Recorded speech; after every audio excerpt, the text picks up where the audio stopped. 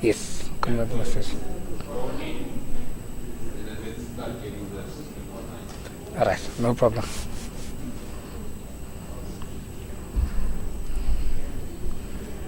Ngazi nokuthi amajita rate mara amajita nawo kakhulu ngiyabona ukuthi kakhulu amajita thibas mina kumele ngenzeni iphi le link bheka nale link you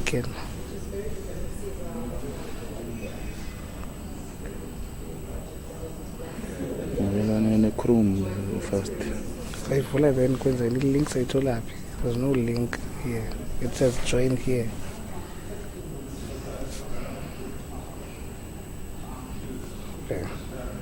EP link. There's no link here. It has a join MS Teams thing. It says copy image.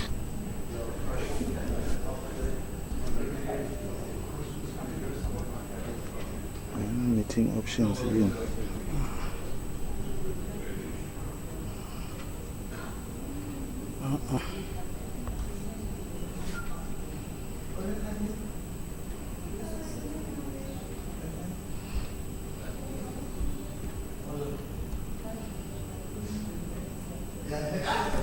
There's no link here. Label on the link.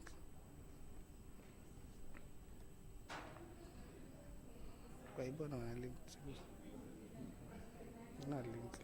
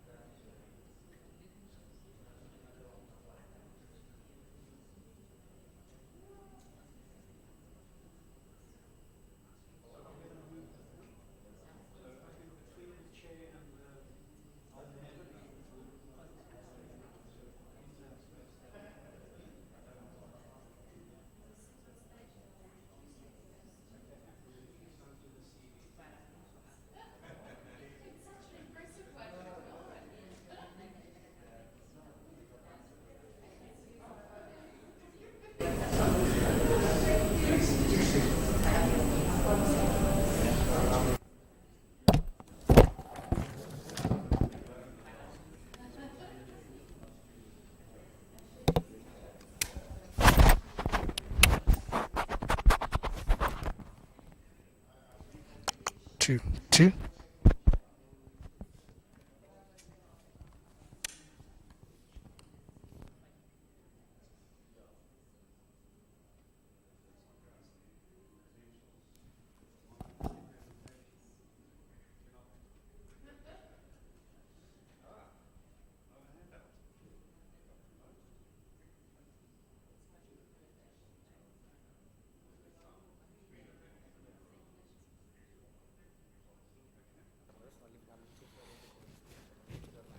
Okay. Oh.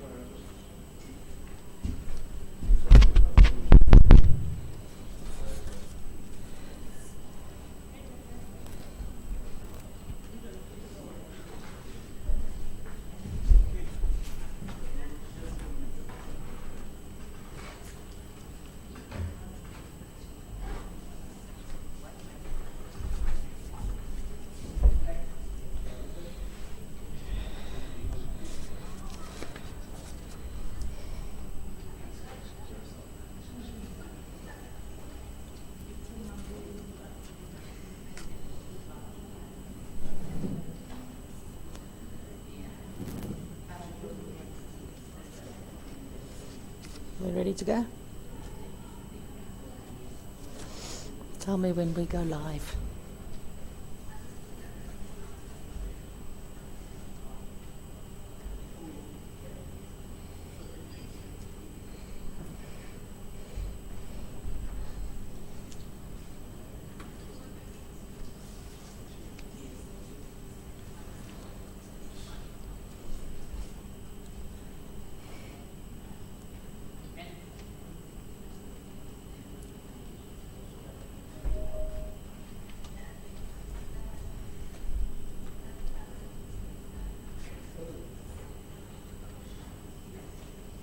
Ready to go?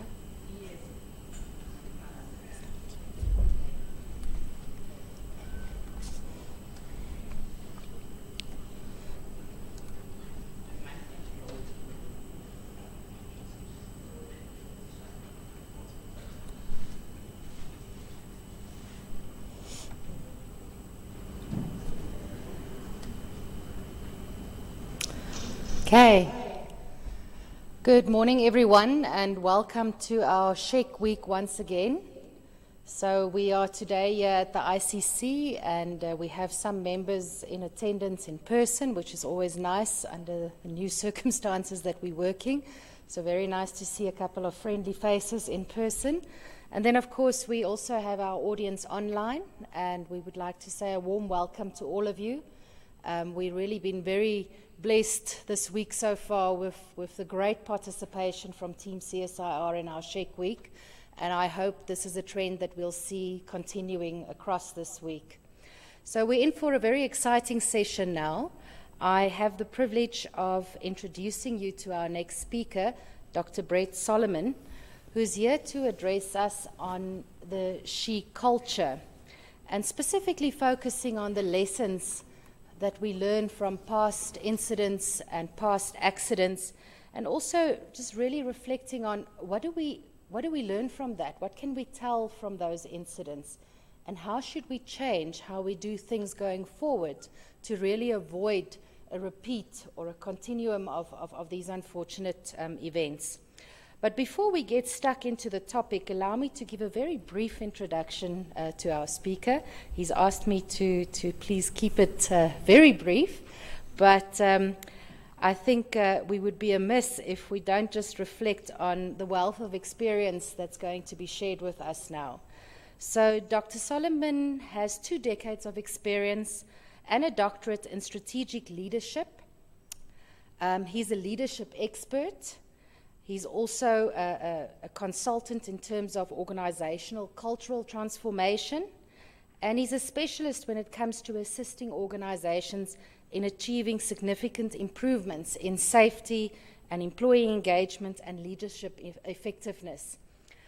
So he has had the privilege of working with many organizations and has operated and led projects across the globe, here in South Africa, as well as the Greater Africa, Australia, Saudi Arabia, Canada, and the USA.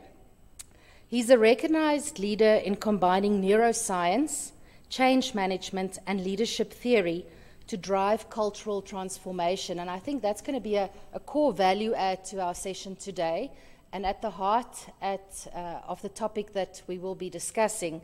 So essentially we'll be focusing on why the things we do in organizations to prevent safety, health, and environmental incidents don't always work. We invest a lot of time and effort and resources into initiatives and different programs that we roll out, all in an attempt to avoid these incidents and to avoid hurting the people coming to our site every day. But yet we still see a continuation of incidents being experienced. And I think that's at the heart of what we're going to explore today. How do we rethink and reapproach our strategy to incident prevention? And I'm really looking forward to the insights to be shared with us by Dr. Solomon. So without further ado, Dr. Solomon, if you could join me. Thank you so much.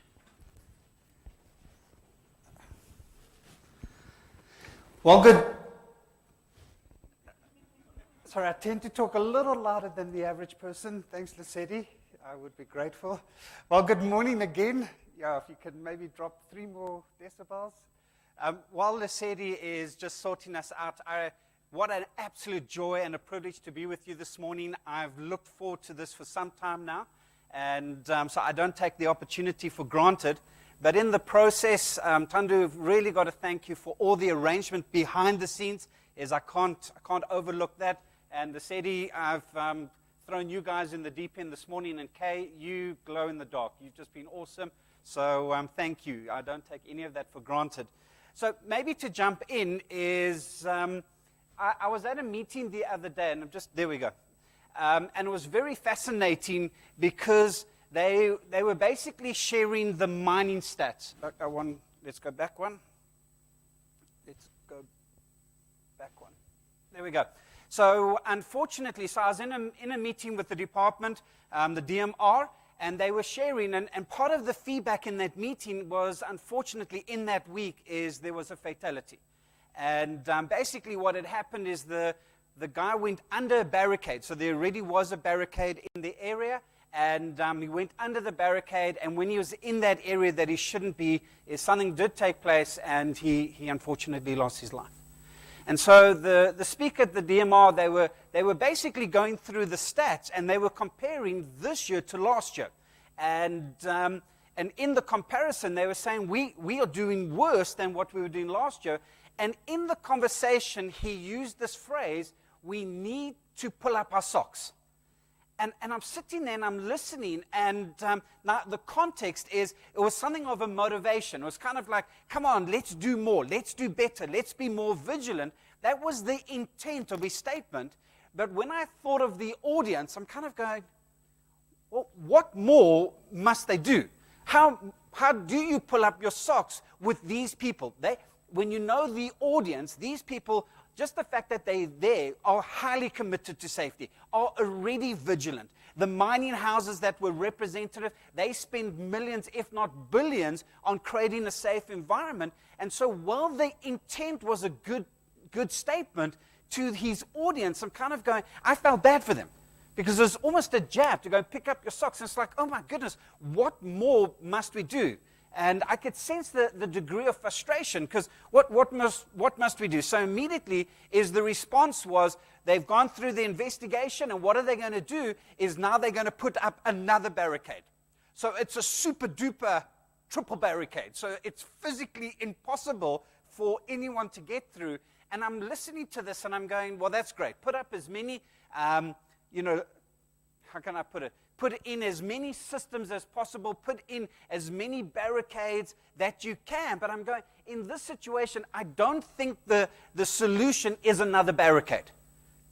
because there's a reason this person did this. The barricade was already in place, and so there's something about how do we deal with the realities of we have already invested in good safety systems. They're already in place.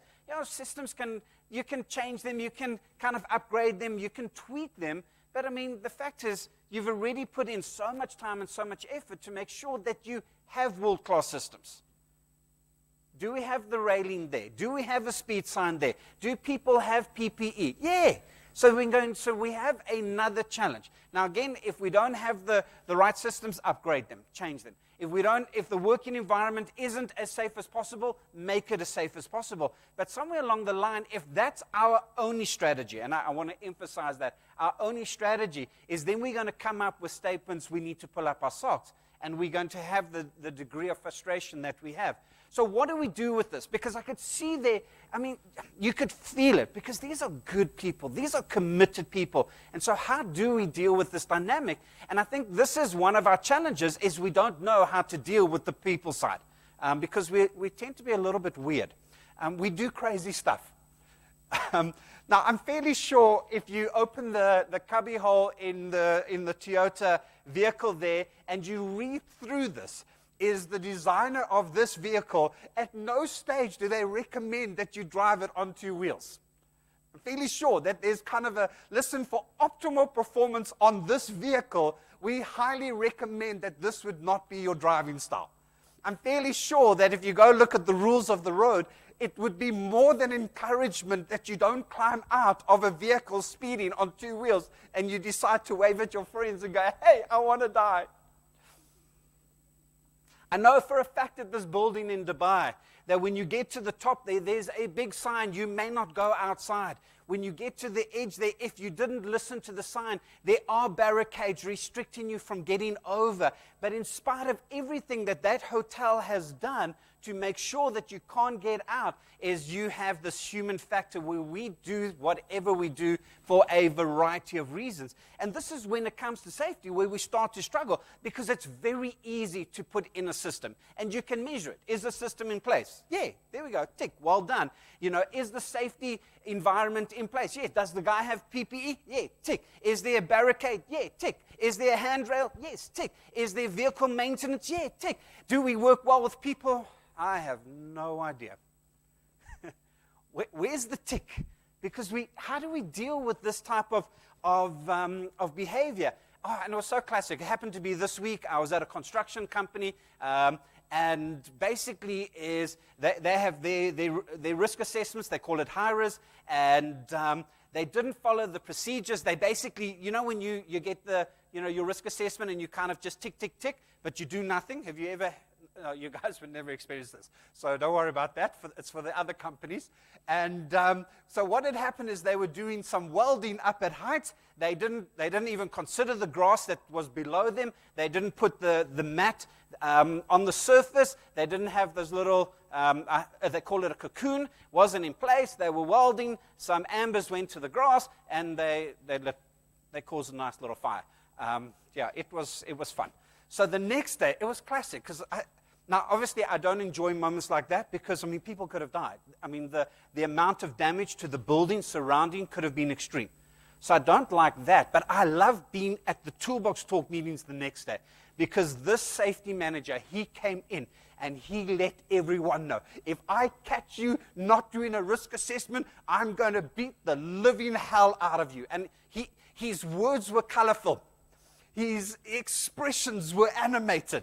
And so after the meeting, I have a bit of a sick sense of humor. And so after the meeting, I go, so did you think that was a great Toolbox Talk? Yes, because I sorted them out. And no one will ever avoid doing a HIRA before. And I'm going, you are deceived, my friend. You are deceived. No, I've sorted them out. I'm telling you now, that will never happen again. Stru's Bob, that night we're having dinner together. He gets a WhatsApp from they work in Adamine, but they're the construction company. He gets a WhatsApp. There's been another incident because someone didn't fill out the HIRA. And I go, of course not. Because you didn't deal with the issue. All you did was yell. And guess what? Tomorrow, if you want to get more attention, you're going to have to yell a little louder. And that still won't work. So we have another challenge. And it's dealing with this dynamic that we struggle. Now, this was Jabu. I'll never forget Jabu. We were at Sasol, and he came up from underground, and he was jubilant. I mean, he was in a great mood. So I went to him. I said, because we've got relationship, and I go, Jabu, why are you in such a good mood? He says, you know what? Because we've had a safe production day. I'll never forget it. That's what I say, a safe production day. And I go, so how can you say that? How can you quantify such a statement? And he said, well, they've got these screens all down the passageway, and you can see exactly how much coal is coming out, where it is on the conveyor belt. You can see the targets. And he says, there, on the board, he says, we've exceeded our target. I'm going, oh, man, I am so glad for you, because they had been struggling. And I said, so how do you know it was a safe day? And he kind of got a perplexed look, and he thought a bit about it, and he goes, well, because no one got injured.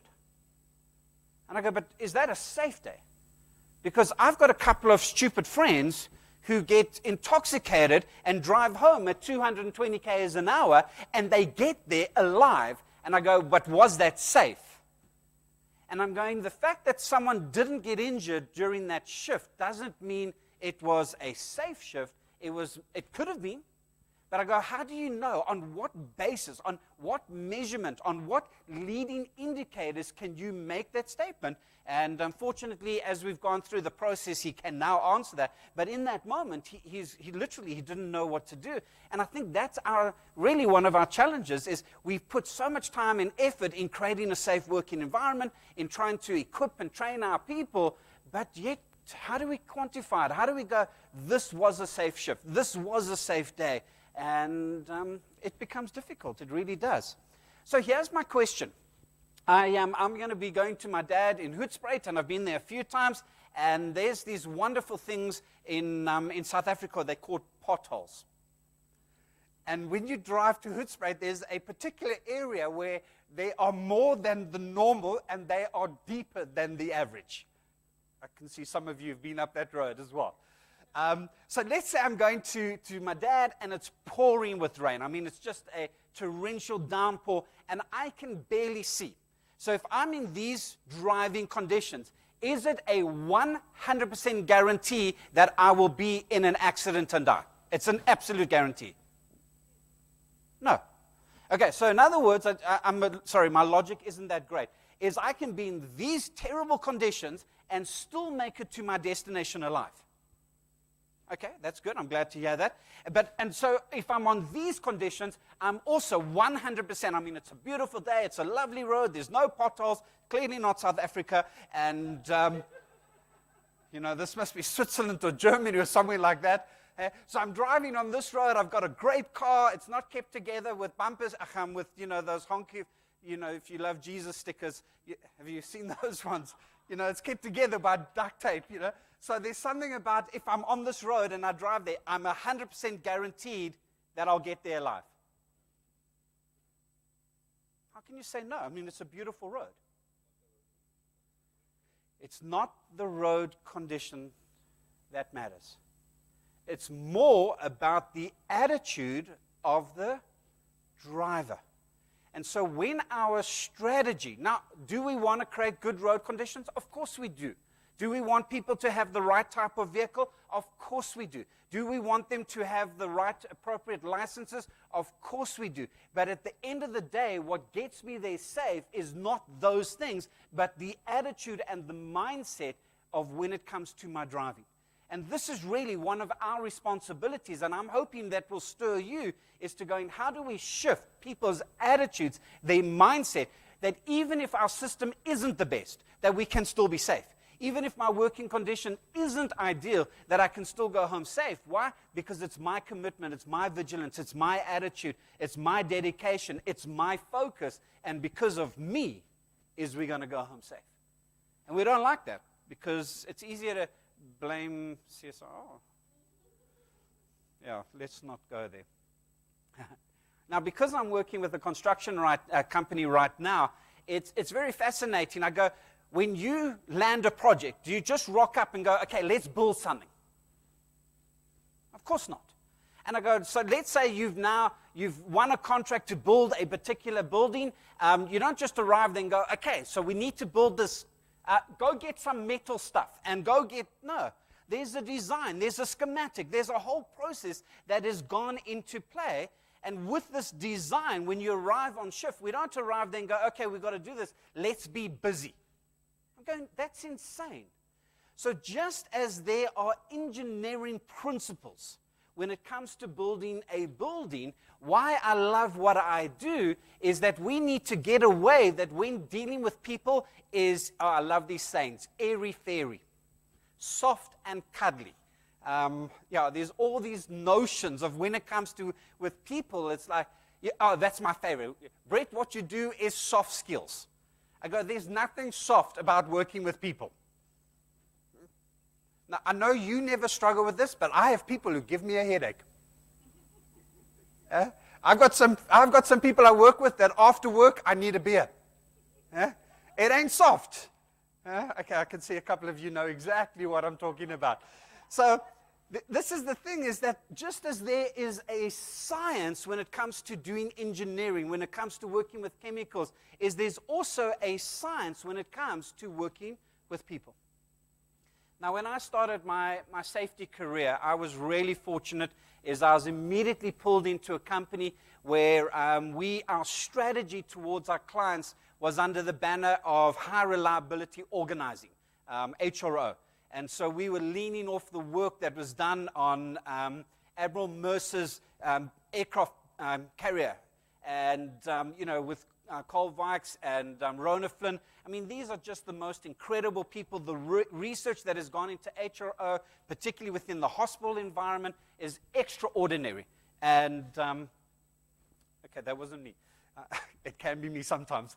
So there's something about it. I still believe it. When it comes to processes and kind of galvanizing a safety culture, the 5 principles under HRO are world-class, world-breaking still, even though it's over 10 years old now.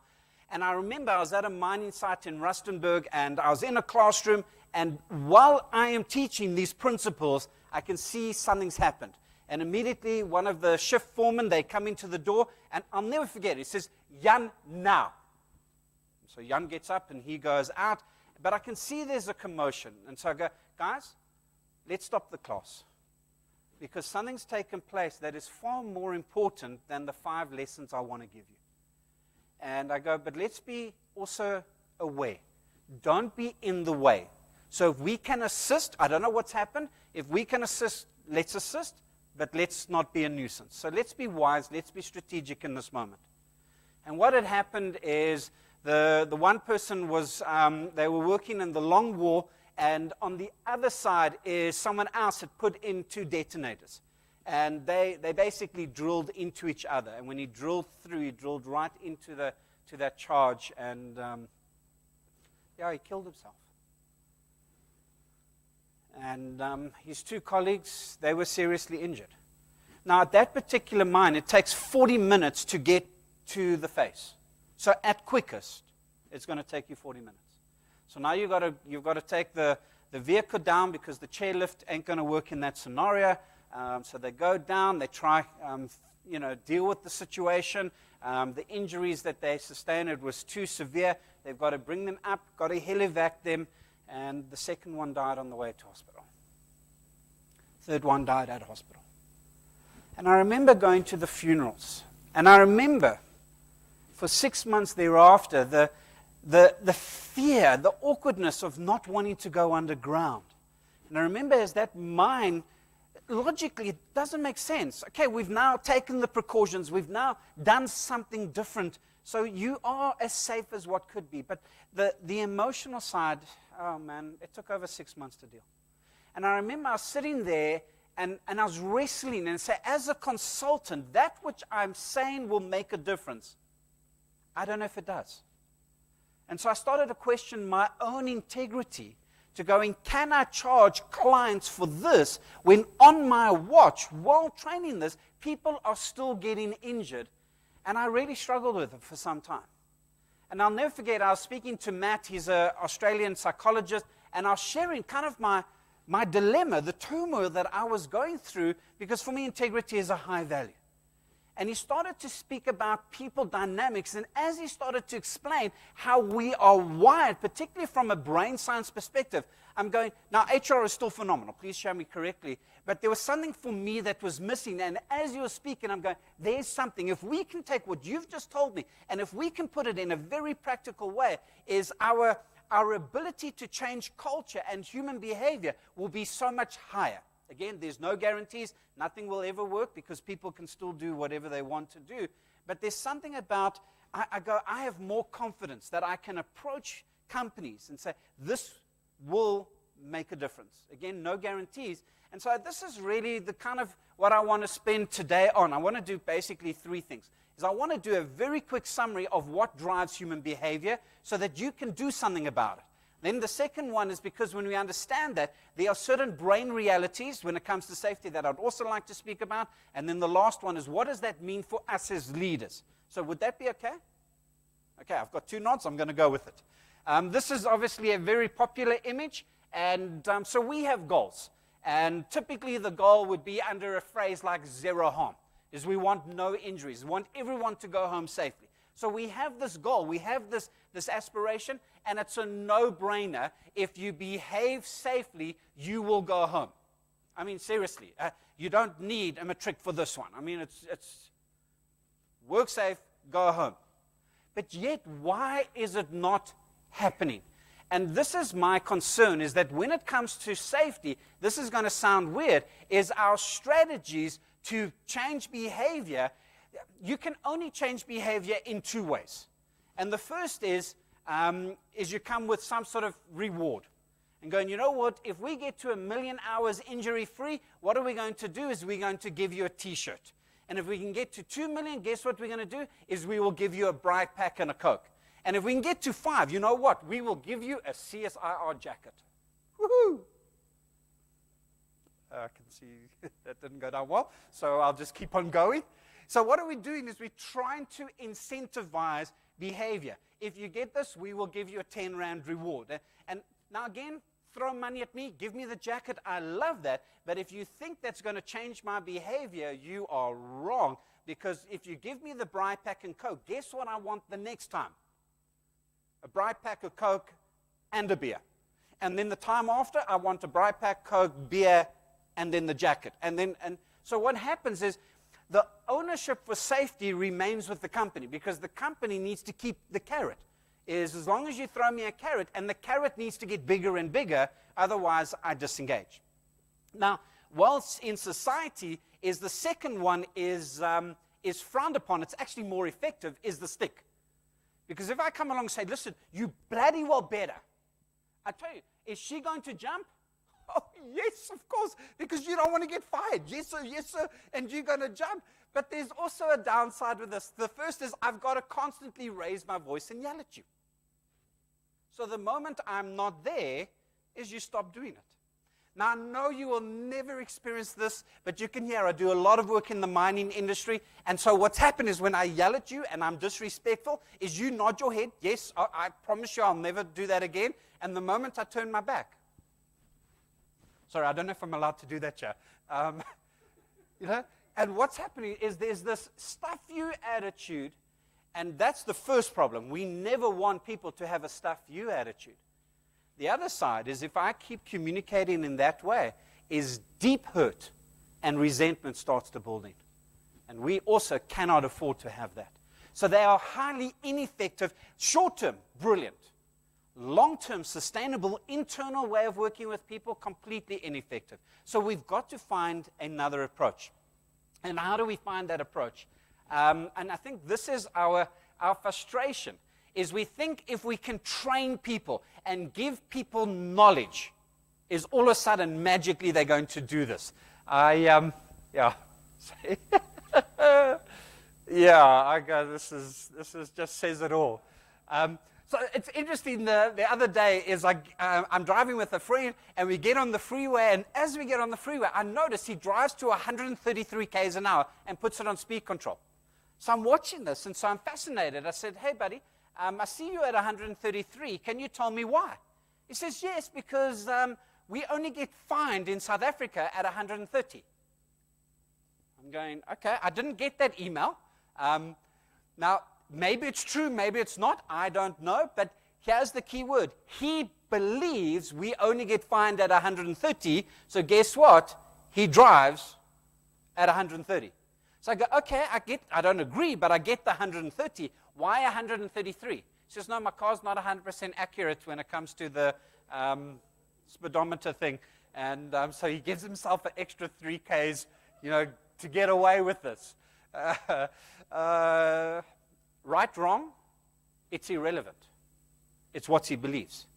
And so we think if we tell people this is the right thing to do, this friend, he has a learner's license, so he knows all the rules and regulations. He has a driver's license. The country, fortunately, has given everything he needs to drive safely. There's even these friendly reminders, like these little boards that says 120. I don't know if you've driven past one of those. And to kind of, hey, this is the speed limit. And in spite of everything that the government has put in place, he still does 133. And we go, why? Because this is what he believes. And if we don't shift people's belief systems, we will never shift their behaviors. And so a strategy when it comes to safety that focuses on safe behavior will always have a very limited impact. When we can have a safety strategy that shifts people's belief system, then we start to bring about the results we want. So how do we do that? Because basically what I believe is driven by what I feel, which drives what I think, and that drives my behavior. I'll never forget, I was in Saudi, and I was speaking to one of the Arabs, and I was looking forward to getting more business. And so we had this dinner, and I was in the bathroom, and I was busy washing my hands, getting ready for the dinner. And I'm an Energizer bunny, man. I'm so looking forward to this. This is a great opportunity. And I'm washing my hands, and as I'm washing my hands, a lady walks in. And it's amazing. With a split second, without an email coming to me, without the rules and regulations of which bathroom you may and not be in, the moment I saw her is a kind of this awkwardness. You get that emotional panic. One of us is in the wrong place. I sure hope it's you. So what did I do? There's first this emotional, oh my goodness, something's amiss. So I immediately look around. I'm doing an evaluation in the bathroom, and I notice that the towel is not on the floor. It's on the rail. And I look around, and I see there's some flowers, and they're still alive. And I go, okay, this is clearly the ladies' bathroom. Okay? And so without anyone telling me what to do, see, I was comfortable. I was happy. Why? Because I believed I was in the right bathroom. The moment I saw that lady is I got an emotional response. Then I evaluated. A thought went through my brain that says, you are in the wrong place. And I rushed out, kind of, I'm sorry, change of behavior, because my change of belief that was reflected in an emotional and a thought process.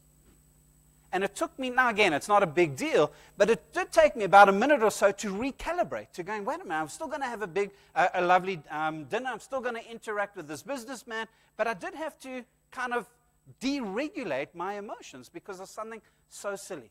But this for me is great, because if we can change what people feel and think, and we have a strategy to that, guess what? We can change their behavior. Now, my daughter, she comes to me at the beginning of the year, and she says, hey, Dad, I want to go study in Japan. I go, who's going to pay for it? But anyway, that's a different conversation. And I'm going, you do know that you need to learn a new language, because they're not going to train your course in English. So now the image is not for Japanese, but let's say I now want to move to China, and I've got to learn Mandarin. I've been told, I don't know if it's the truth, that Mandarin is one of the most difficult language to learn. So what happens is my brain tells me it is very difficult. It's not that I can't, but it is a challenge. So to be honest, because I'm not going to move to China, I'm not going to give it any effort. But now, if I now want to move, where's this, to the Masai Mara, to Kenya, is also, I've grown up as English. So for me to speak English is very easy. But can I speak Mandarin? let me rephrase my question. Do I have the potential to speak Mandarin? Yeah. But because I wasn't raised that way, I've developed a belief that it is very challenging, and since I'm not going to move there, it's too much effort, at least for me. And so there's this idea, but if I grew up in China, how difficult is Mandarin? It's super easy. And so how much of what we believe is actually flawed? It doesn't hold any weight. I've developed a belief system because of my environment, not because of reality. Because if I was born in China and I was raised in China, speaking Mandarin is second nature. If I grew up in wherever in the world. And so how much of the limitations and the frustrations we have is because of belief systems? And we go, no, we can challenge those belief systems. And I'm going to jump this for time. I happened to be in Thailand. I was in Phuket. And many of you would have heard this story. I experienced it firsthand. And so part of the holiday package is we got to ride on the elephants around the island and got to see how beautiful it was. And I'll never forget, we're in this like kind of this dinky car, bucky type of thing. And we kind of do all the way to where we were starting the experience. And we get out, and I'll never forget, there's this big elephant, and he didn't have a chain, fortunately, but he did have a rope. And the rope was tied to a little pole. And I was like, hello, why you tied the elephant to the pole? I mean, he doesn't even need effort. He can just simply pull it out. He says, no, because when he was a baby elephant, we also tied him to the pole. And as a baby elephant, he tried to get free, and he couldn't. And as he got older, he kept trying, and he couldn't. And now he's a fully grown elephant, and he could do it without even thinking about it. But where's the problem? In his belief, in his brain.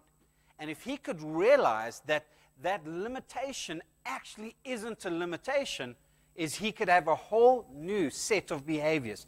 And this is part of our responsibility as leaders, is to help people see, to feel and think about the CSIR, to think about their roles and responsibility, to think about their colleagues, to feel about safety differently than what they currently do. And when we can get that, guess what?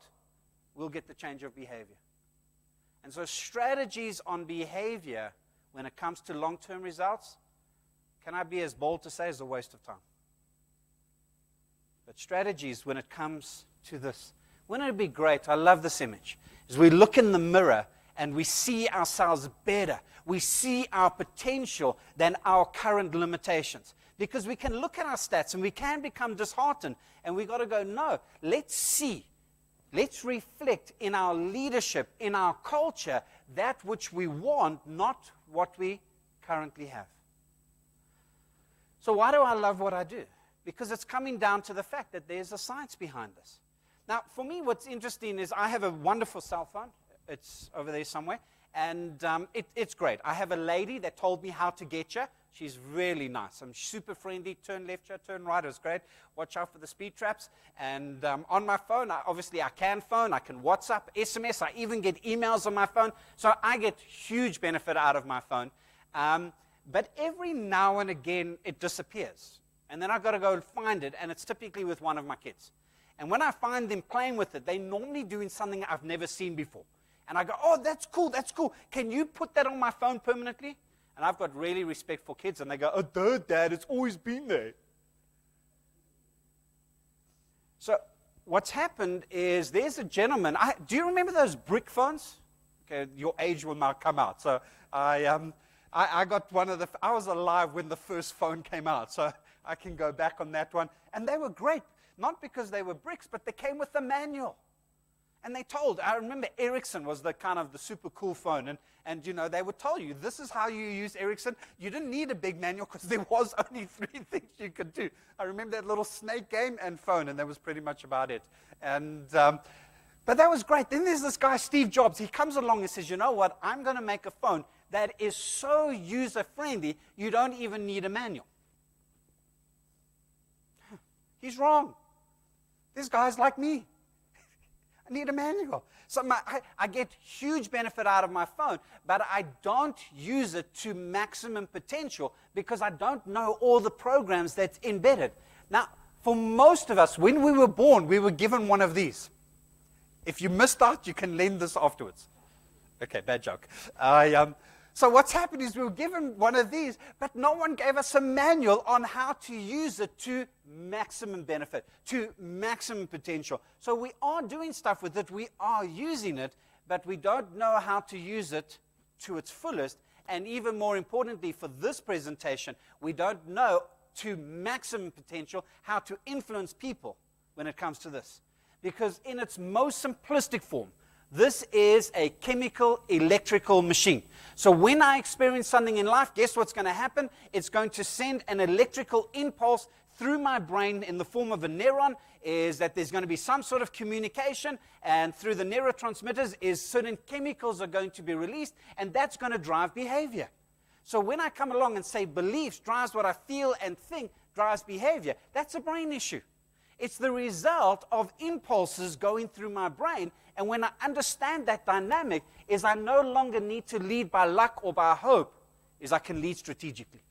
I can go, I want to influence the impulses that go through people's brains. I want to influence how they feel. I want to influence how they think, because when I get that right, is I'm going to get the results that I want. So now we become in control. Just as we spend time and effort to put in a system, just as we put in time and effort to create a safe working environment, is we need to put in time and effort to shift people's feelings. I mean, I chat to leaders all the time, daily. And I go, well, we need to do a safety walkabout. I go, okay, to do what? No, to make sure the area is safe. I go, awesome. You are a champion for safety. And then I go, sir, ma'am, when was the last time you left your office with intent to go speak to someone to change their feelings? What are you talking about? I go, there's the problem. When was the last time you got out of your office to go and talk to someone to change their thinking? No, I'm just there to be a sergeant. I'm just going to clap them for not doing the higher up. I go, yeah, carry on. We'll see your safety stats. They're not going to change. Is this okay? Can I talk this way? Because you're looking at me as if I'm demented. Okay. You converted, exactly. So pull up your socks.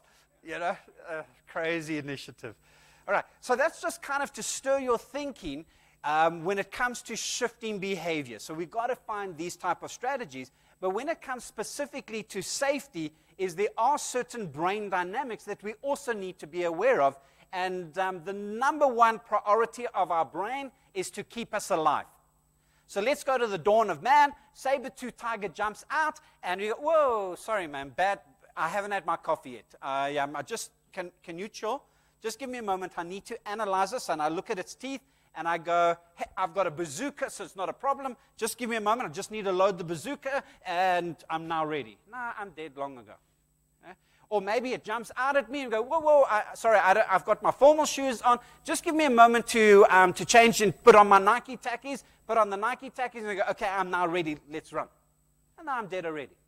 So what happens is in those high precious moments is when the saber-tooth tiger jumps out, the brain literally doesn't think. It doesn't go through the analytical part of our brain. It jumps so that information comes to the thalamus. Don't worry about that. But it comes there and goes, message to the prefrontal cortex, and it goes to the amygdala. But the speed to the amygdala is a lot faster. It's like you've got a fiber line and you've got an ASDL line. And so the information that goes to the amygdala, zook, and it literally goes run, jump, hide, fight.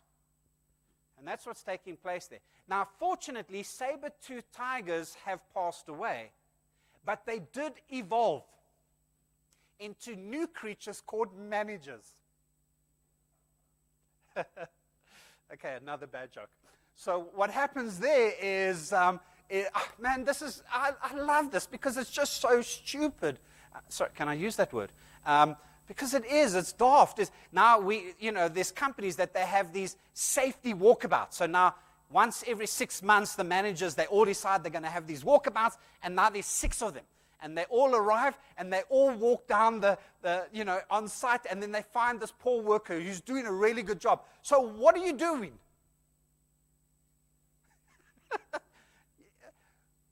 even though I'm not a physical saber-tooth tiger, in that person's brain, they're now under attack. They're under threat because I'm so worried that I might get into trouble. I'm so worried that I might not be what this manager expects. And so what happens is one of three things. The worst is they freeze. They're just standing. And you know, for me, what is sad is how demeaning we can be.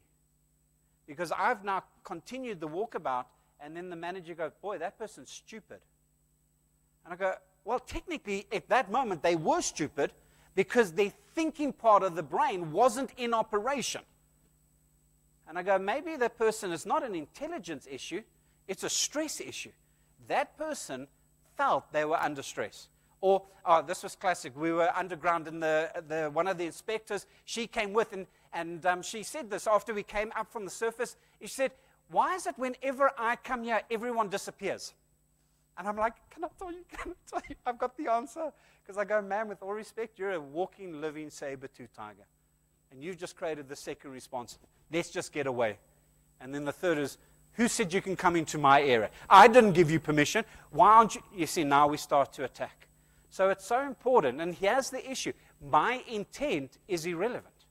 Because their intent is great. Their intent is to walk around. Their intent is to connect. Their intent is to see where are there some safety challenges and deal with it. It's a beautiful intent. But the manner in which they do it, in one of my favorite phrases, is not brain-friendly. And so we've got to find how do we use opportunities like that to maximum benefit. Now, this is great. I have a feeling that this person is about to have a world of hurt. Now, I don't know what's happening here, but the moment I see it, my brain starts to predict. Because that's the thing, is I don't know what's going to happen. So because my brain's number one priority is survival, it's constantly look around, is something going to harm me? So it's scanning the whole time, which is really great because our brain is not static. We wouldn't be able to play sports if it wasn't for this dynamic, because now if it's cricket or baseball, is they hit the ball. I don't stand there as a fielder and watch the ball and then go pick it up. What's happening, I don't know how, but my brain is watching the ball. It's calculating the distance that it's traveling. It's calculating the speed. And I relocate myself so that I can catch it. It's predicting. But here's the problem when it comes to safety, is it typically predicts based on the past. So what happens is I'm walking around, and I see the mushrooms, and I take the mushrooms, I eat the mushrooms, and then I get sick. So what happens is the next time I'm walking around, my brain goes, whoa, whoa, watch the mushrooms. Mushrooms make you sick. But it might not have been the mushrooms. Maybe someone had come with the insecticide, and they'd sprayed it over the mushrooms, and what made me sick was not the mushroom, but the pesticide. And so here we're sitting, is I am making decisions because my brain is saying, watch out. But when it comes to safety, what happens is I come on site, and I look around, and I go, anything here can hurt me? Okay, watch out for that. There's the cable. And so I do a risk assessment. And then tomorrow I come around, and I go, okay, still same hazards. I take it down. And then I come the next day, and I go, nah, nothing else here. So I just quickly hand it in, and it goes in a file somewhere. And I do that for years. And what happens is every time I come here, my brain says, everything is going to be okay. Why? Because of the past. No one got injured in the past. And you know what? I look at my environment, and I don't even see the hazards. It simply puts it out of harm's way. So have a look at this. What you seen?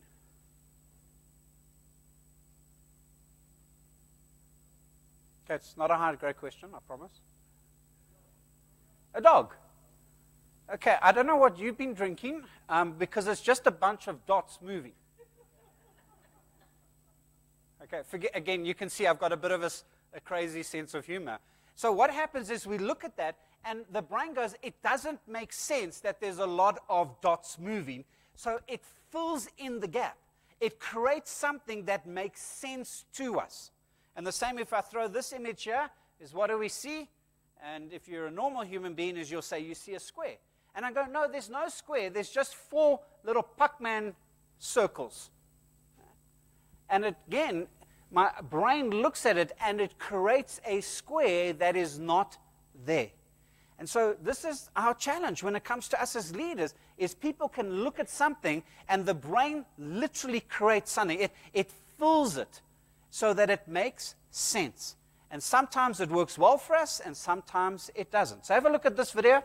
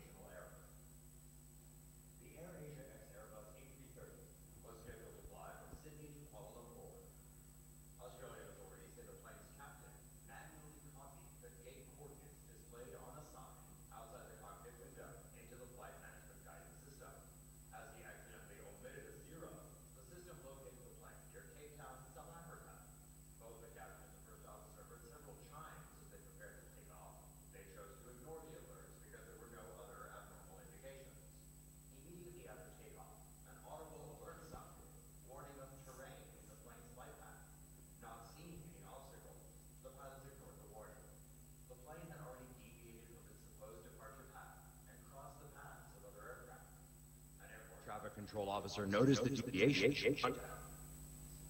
then did they realize the GPS error on their navigation display. You stupid people. Oh, are they stupid? No, to fly a bone, you've got to be highly intelligent.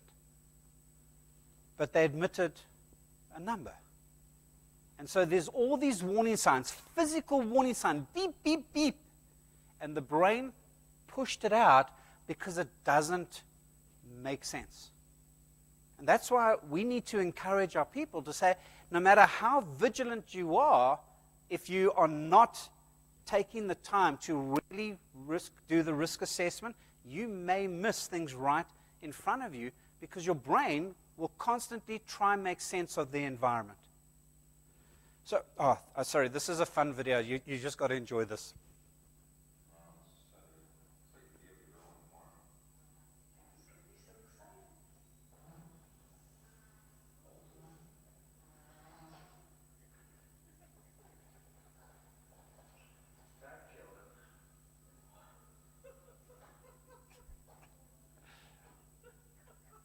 Oh, it's just so beautiful.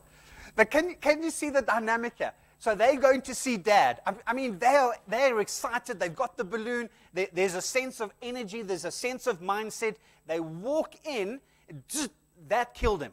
So what's happened is immediately information has gone to their brain, and without even thinking about it, they've gone from being excited, they've gone from being expectant to immediately to heart sore. And they start to evaluate and go, why? Because they've just killed Dad. Then they start to smile and go, oh, we're going to get a lawsuit out of this one. It's going to be great. Faulty perception. They reacted to information. And based on what they experienced is they started. Now, obviously, this is just an ad. But we are making decisions all the time. Now, sometimes we are making decisions with the right information. But sometimes, like this, with inaccurate information. And that's why we need to be vigilant. That's why we need to give attention. That's why we need to evaluate. And that which I am seeing really is what is taking place. Because if it's not, well, I can be making decisions that can put me in harm's way. So when I ask you to do a HIRA, when I ask you to do a risk assessment, it's not to please the Department of Labor. It will please them, but I'm not doing it for them. Can I be honest? I don't even do it for the CSIR. I do it for me. Because when I don't do it, who's the guy that's going to get injured? Me. And I do it for me and my family. And then does it help CSIR? Yeah, of course it does. Does it please the Department of Labor? Yeah, it does. But my primary motivation is not that. Okay, so that's the one fun fact. The other one is our brain is, so let's put it this way. How can I put it? Is because the number one priority is to keep me alive, is the brain doesn't know when the saber-toothed tiger is going to jump out, so it wants to save energy. I mean, this thing, it weighs 2% of our body mass, but it uses 20 to 25% of our oxygen and our energy. So it's a huge energy guzzler. So what happens is now I need to fix the data projector. And typically when I go into a boardroom, is the data projector is just out of my reach.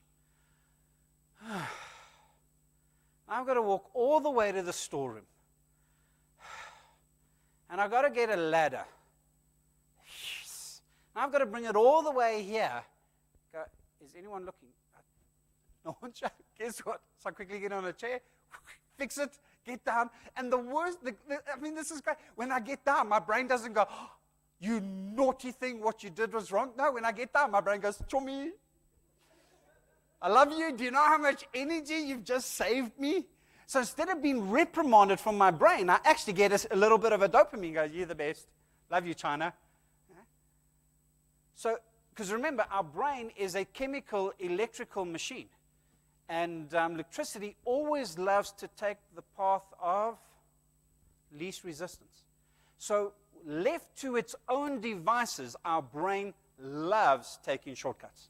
Now, the great thing is I'm not a victim to my brain. And so I can say, hey, listen, thank you for wanting to go this direction, but my safety is so paramount, I am going to invest the energy, and I'm going to walk down, and I'm going to get the ladder, and I'm going to come here, and I am going to follow procedures. And you know what? Tonight we can have a beer, and we will restore the energy that we need. So we've got to be aware of that, because if I'm not thinking about it, I am going to take a shortcut. Oh, this one is also fun. Is now I put my hand on the stove. Immediately, my hand goes, something's amiss, and it's going to shoot a signal to my brain. My brain's going to think about it, and I go, hey, listen, numbnuts, you're busy burning. Pick your hand up. Shoots that information down to the hand, and we pick it down. I pick it up. Now, depending, let's say at maximum speed, it's about 400 kilometers an hour. So that's max, and so it's pretty quick, but it's not zero. So I'm going to get, depending on how hot the stove is, I'm going to burn a little bit. Now I'm fatigued. Ooh. Hand on the stove. Now we're not firing at 400, we're only firing at 300. Same information. It goes to my brain, says something's not happy here, and it goes, numbnuts, you got to pick the hand up. Now it fires, and I pick it up, and now I've burnt even more. The great one is alcohol. Love that, because it not only slows my reaction time, it also has these little chemicals in the way. So you put the hand on, shunting, not lekker, and now it's got to weave its way through the alcohol, get to the brain. Brain says, listen, it would be advisable to pick the hand up. And you know what's scary? Is while most environments have breathalyzer tests to say you can't get into this area while under the influence of alcohol, is very few environments have fatigue tests. And there, under extreme situations, you can perform worse fatigue than what you can under the influence of alcohol. And so being aware of my fatigue levels. I tell the companies that I work with, I go, I beg you not to have 2 shifts. I beg you. And the worst is someone does a double shift, and you celebrate by giving this guy a bonus. I'm going, you're setting this person up. We do not have the physical capacity to go 24 hours. We shouldn't even be working 18 hours, but I'm an acer because I work 2 shifts. I go, no, you put yourselves in harm's way. Okay, but again, not a problem here. Is this okay? Can I talk this way? Okay. All right, I might not be invited back again. That's all right. So here's the issue, is that our brain is bombarded by 400 billion bits of information every second. Let me say that again. 400 billion bits of information every second. And the brain goes, are you crazy? I need to save energy. I'm not going to process 400 billion bits of information. So you know what? To save energy, I'm only going to process 2,000. So 2,000 versus 400 billion, 2,000 is nothing. So there's so much that is happening around me that my brain just simply doesn't pick it up because it's too much effort. So if I throw this up here, what do you see? You're going to see one of 3 things. So some people, they see the heart. Okay, there we go. Love that. Second group of people is instead of seeing the heart, they see that's the nose of the spaniel. Yeah, and so you've got the head inside, the white bit, and then the blue 2 areas is the spaniel's ears. Yeah? But other people, is they don't see the spaniel, is they see the cat. So instead of it being ears, they see and notice that as a cat. Now, this is a fairly easy picture, and typically is you'll notice both of them very quickly. But even though you notice both of them, you don't look at both of them at the same time. Now, we can what we call toggle, is I can see them and see the other one. I can switch it in and out, and I can do that fairly quickly, but it's still not at the exact second. So my brain has this filtering system, and watch this. This is from Darren Brown. He's got a whole lot of YouTube videos out. Fascinating individual. Watch and enjoy. This is unfortunately a YouTube, so the quality isn't great, but it will make the point.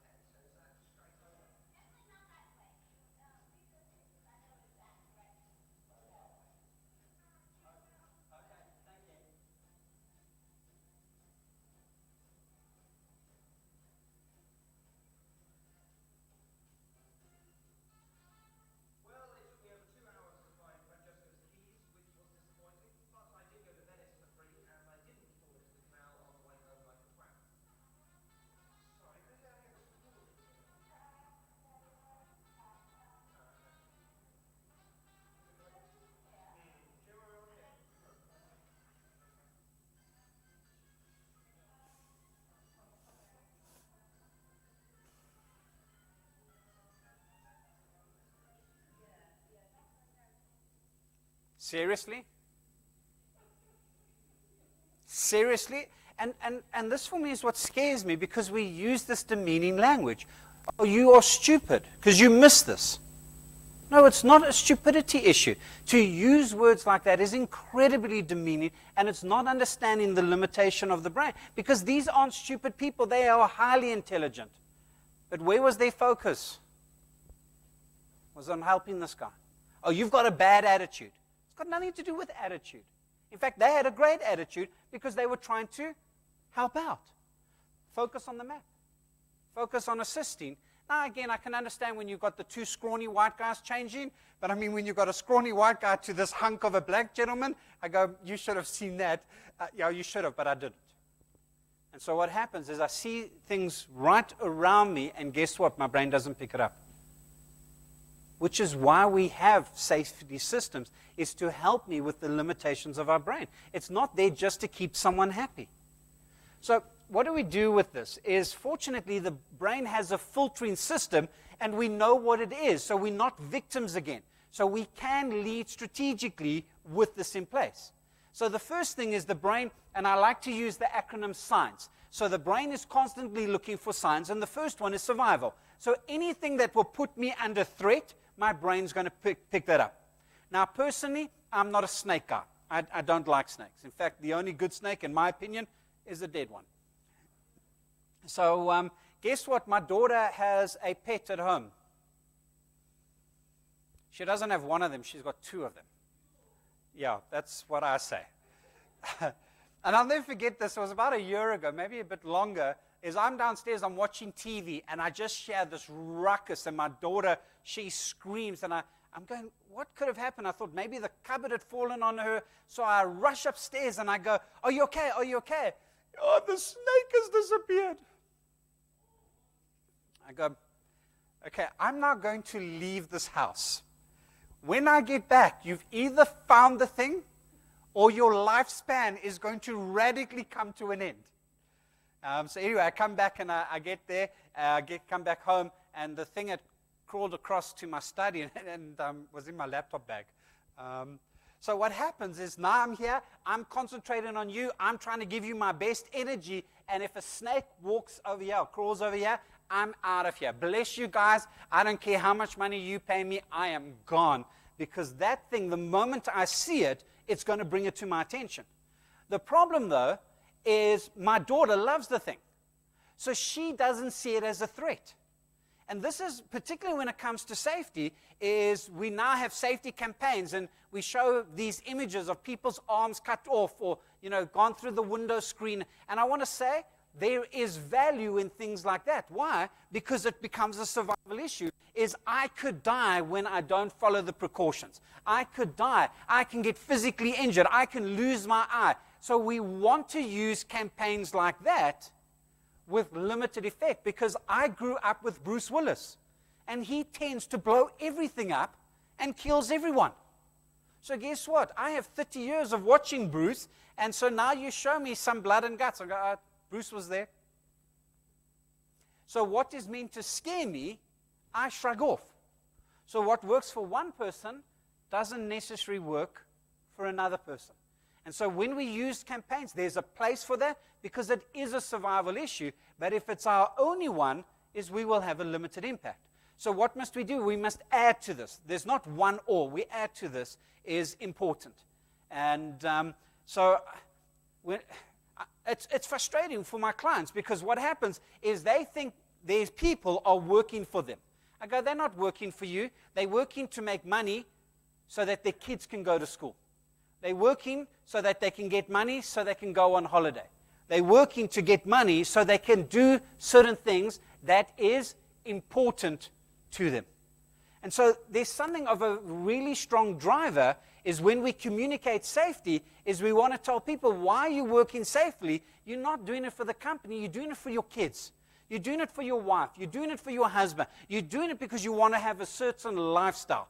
And so we've got to find what is important to people. And we tug on that heart of, to say, this is really great. Then the next one is goals. Now, goals is great, because it's interesting. I've been driving down a certain road for almost 10 years. Every time I go to work, I go down the same road. And I got a car, and a few months later, I needed a new set of tires. And I'm going down the road, and all of a sudden, there's a Tiger wheel that had just opened. So I pull in, and I go, this is great. I'm so glad you opened the store. Perfect timing. And the guy looked at me and said, what are you talking about? We've been here 20 years. So what happened, brain wants to save energy. Brain only processes 2,000 bits of information. I drive down the road. There's the Tiger wheel and tire, but I don't need a tire. So my brain, it sees it, but it throws it to my non-conscious. I don't process that information. And for 10 years, I drive right past, and I don't even see it. The moment it becomes a goal, the brain starts to go, where's a Tiger wheel and tire? There's a Speedy. There's a Tiger wheel and tire. And it starts to pick them up How many of you wanted to buy a new car, and all of a sudden the car you wanted magically was everywhere? It's always been there, but you didn't need one. You had a goal. Now, please share me. You've got to hear my heart on this one. Zero harm is not a goal. Let me rephrase that. Zero harm is not a believable goal. And remember, what drives behavior is beliefs. Because if you told me zero harm, are you going, I personally, I don't believe in zero harm when we put it in this context. No injuries to all people in all working environments for eternity. Come on, no, let's not. But we go, can we have a safe shift? Yeah, I believe that. Can we have a safe week? I go, yeah, I believe that. And see, that's the issue. The moment I believe a goal, my reticular activating system starts to look and go, there's a hazard. That can put you in harm's way. That's a survival issue. And I start to see it. Oh, watch out for that. If I do that, that's risky behavior because it's within my belief system. So the concept of something like zero harm is a phenomenal vision. It's a great inspiration, but it's a lousy goal. It's too abstract. But we go, let's have zero harm for today's shift, for the next week. And now it's interesting because some people, you can have zero harm in their brains for the next month. For some, maybe 2 months, 3 months. But others, after a month, they start to go, I don't believe that. And so we've got to find ways to take our aspirations and turn them into believable.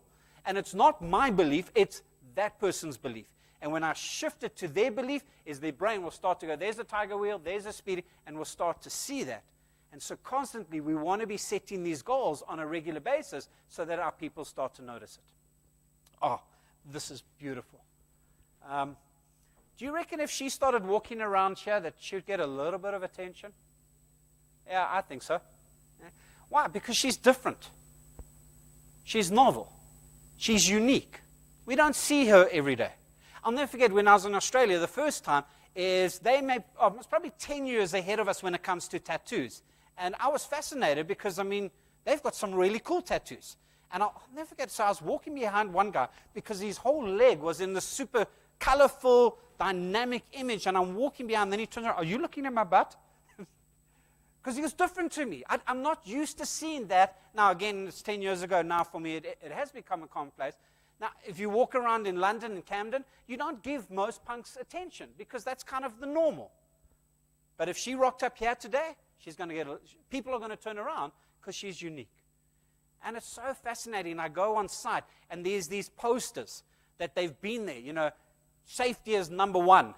But that poster's 5 years old. It's faded. Someone's taken a little piece out because they want to write their cell phone number and give it to someone. And you know what? There's nothing newer. So I see the post and I actually don't see it because it's become boring. It's become blasé. It's lost its value. It's lost its meaning. So we constantly got to find new ways, exciting ways, different ways when it comes to communicating the importance of safety. Otherwise, the brain looks at it and goes, yeah, whatever.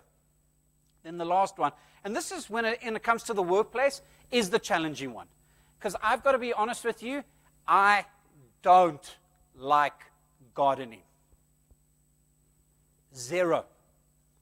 But I do like wildlife. So if you come to me and says, hey, Britt, what are you going to do this weekend? I promise you, as long as I'm alive, I'm never going to tell you I'm going to garden. Never. I never have, and I guarantee you I never will. So if you come to me and say, you know, let's get up early because then we will catch the snails. I go, I don't even know what a snail is. But you go, listen, we need to be up at 3 o'clock in the morning because then we'll catch the leopard as the sun comes up. Man, I'm there. I've got my camera. I'm ready to go. So what's significant to one person, because there are some people who love gardening. They've got all these little glove thingies and different little spade thingies and thingies. And they love spending the whole weekend in the garden. And I just go, who would want to do that? But apparently there are people. And so you go, Brett, why are you working safely this week? Because I want to go home so I can get my camera and I can shoot through to the Pilansberg and maybe get a couple of great photos. Why are you working safely? Because I want to spend the whole weekend sorting out my garden. So what's important to me, what is significant to me, might not be for someone else. And so my encouragement, now what's great about this is not only safety. You can use this in any context. So start with a survival, then go to novel, then go to important. So you don't have to use it sequentially. Is you might do 2 survivals and then 1 goal. However, but if we're not using these dynamics, is I can look at a hazard and I simply don't see it. So here's 2 scrawny guys, or a black gentleman has been swapped out for a white guy, and I don't see it. And I go, no, this is science, and I need to be vigilant. I need to give this my attention. What's the missing letter? Okay, it's not difficult. It's A, thank you. I felt left alone there. And the missing letter? No, I'm confused. Why don't you use you there? Because of the picture. So what have I done is I've primed your thinking. I've taken your mindset and I've put it in a certain direction because of the image that I've thrown up. And this for me is phenomenal news, is because the way in which I interact with people is I constantly, now this is the issue, is I'm doing it all the time. So the issue is not how do I prime people, the issue is to what am I priming them?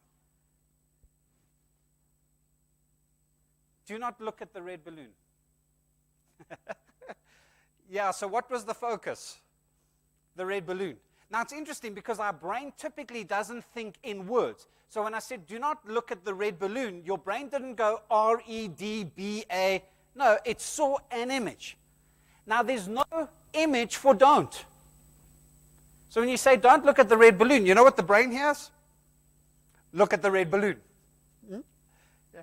So we need to communicate not on what we don't want, but on what we do want. I love this.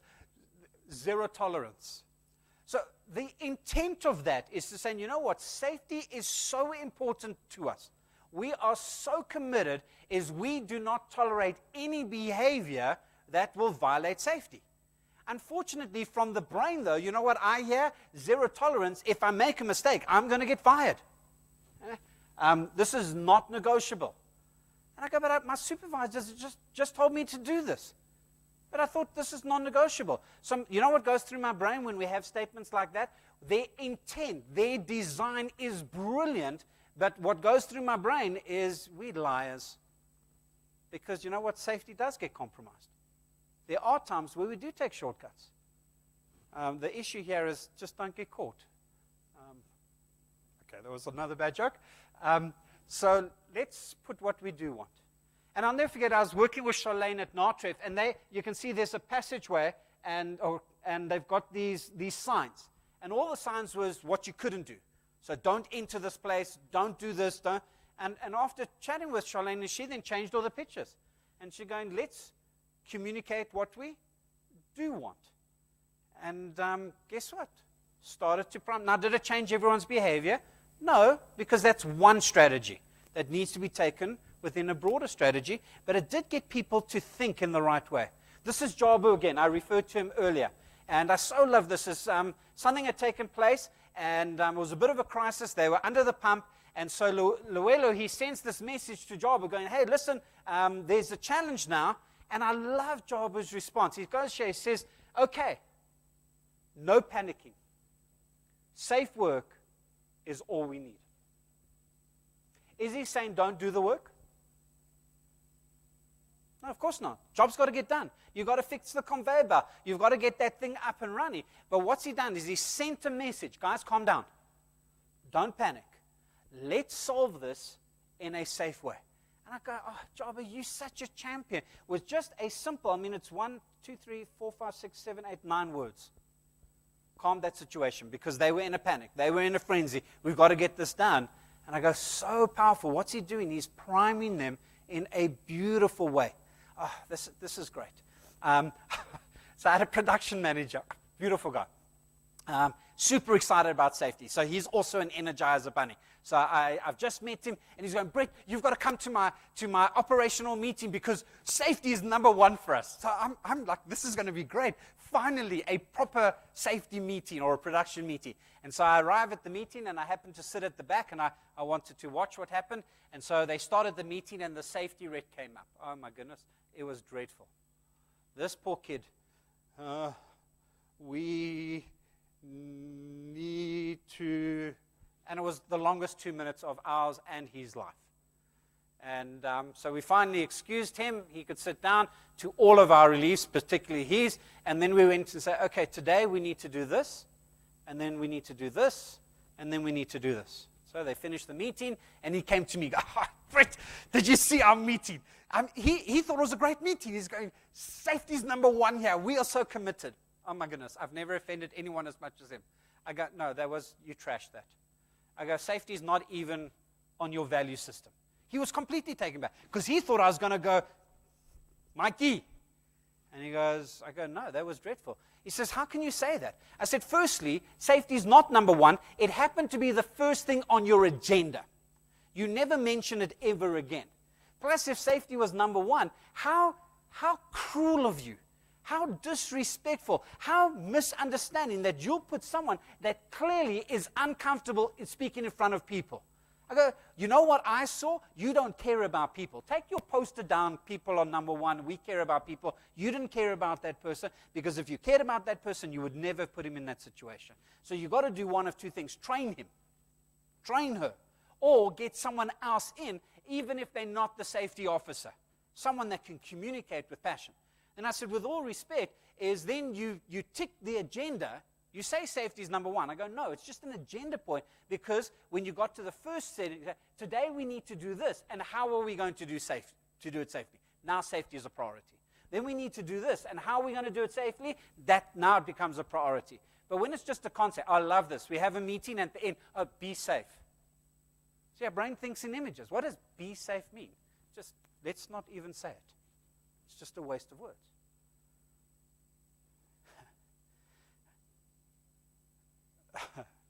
Okay, how am I doing on time? I have another 20 minutes. Can you handle another 20 minutes? Okay, you still good? I'm not fired just yet? Okay, great stuff. So what do we do about all of this? So I've talked about how do we shift behaviors? We focus on beliefs. When it comes to safety, there are certain brain realities. If we don't take them into consideration, even vigilant people, even committed people, even people with the right belief system can still put themselves in harm's way because of the brain realities.